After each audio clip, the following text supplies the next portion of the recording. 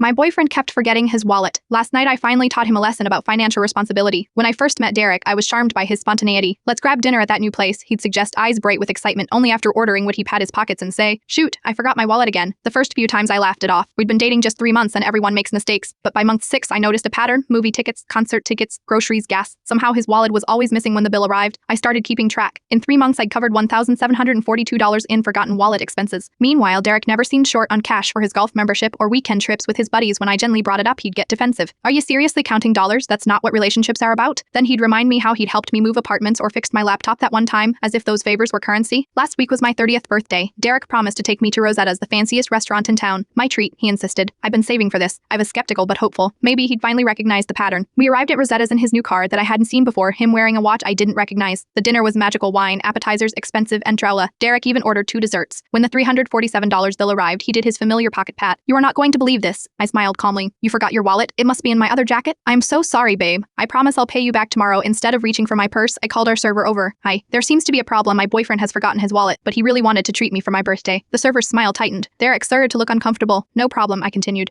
"He'll just have to wash some dishes, right? Isn't that the old school solution?" Derek laughed nervously. "She's joking." "I am not," I said, still smiling. "You promised this was your treat. You've been forgetting your wallet for 6 months now. I've kept every receipt." The server, now clearly uncomfortable, said he'd give us a moment. "This is embarrassing," Derek hissed. "Yes, it is," I agreed. "So what's your solution?" After 5 excruciating minutes of silence, Derek finally pulled the wallet from his back pocket, the wallet he forgot, and handed over his credit card. The drive home was silent. At my door, he started with the usual excuses, but I cut him off. "I don't need someone who sees me as an A-team with benefits. I need a partner." He's called 17 times since then. I haven't answered. Instead, I took myself to branch this morning. When the check came, I paid it myself, and it felt cheaper than carrying someone else's financial burden while they gaslight you about it. Sometimes the most expensive relationship lesson is the one you keep paying for long after you should have learned it.